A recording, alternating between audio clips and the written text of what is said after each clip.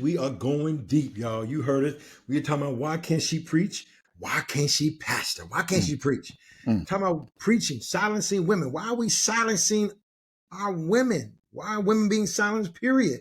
They're human beings. Well, who gives the authority to shut a woman up? I know I'm married 38 years coming July, and I got two women, daughters. They are not going to be silenced.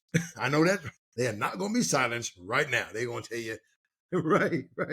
They're going to let you know right now today. So, and that's a gift to me. That's a gift to me because I need to be checked. A lot of stuff I do because I'm a man, I do it as a man, and they're like, Dad, that's wrong.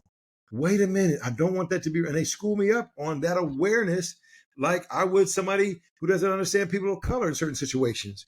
So why wouldn't then God give the gift of preaching to women? As we're talking about that, and we just talked about the first part of the show, a little bit of our perspective of it. Let's go into this, some of the theological perspective, some of the positions that folks have said. We're not going to go exegete every text, but because we want you to know that we do read and we have and are aware of some of these things. There's this passage in 1 Timothy 2, 8 and 15. It talks about where Paul is saying, therefore I want men everywhere to go and pray and lifting up holy hands without anger or disputing. I also want the women to dress modestly and decently and properly and adorning themselves, not with elaborate hairstyles or gold or pearls or expensive clothes, but with good deeds and appropriate for women. What's appropriate for women who profess to worship God? A woman should learn in quietness and full submission. I know some of y'all like, oh, this is right. This is good teaching right here. I know some of y'all bugging with that, right? But he's saying, I do not permit women to teach or to assume authority over a man. She must be quiet. For Adam, first of all, that's just wrong right there. I'm just going, let's go stop right there. And then he goes on and says, for Adam was formed first, then Eve, and Adam was not the one deceived. It was the woman who was deceived and became a sinner.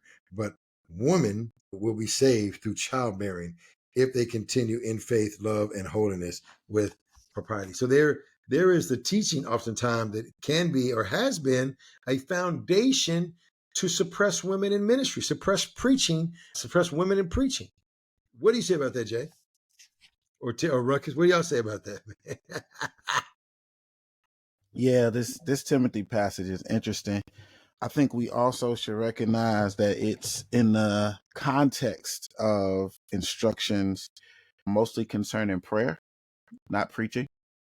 And then secondly, that is also in the context of right worship.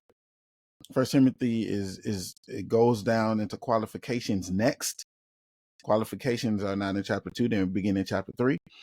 And so the other thing here is Timothy is taking his mark here from Paul in 1 Corinthians 14.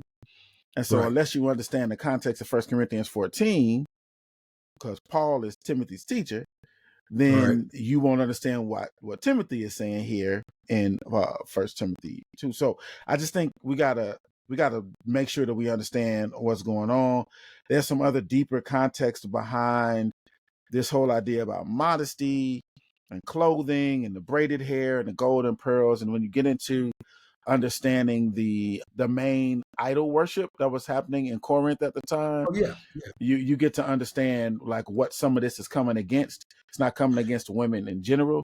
It's coming against women who are dressing a certain way out of reverence for an idol god, and how that syncretism was creeping into the church.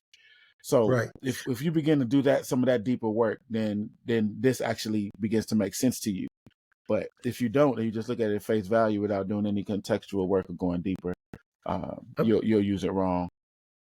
I mean, you're absolutely right. I mean, people, if they want to take it from this perspective, they can pounce on this all day long. Especially women don't be over men like that. That sometimes that's what somebody's looking for. They're just looking for something to leverage a scripture to suppress somebody, and taking the scripture in a way that is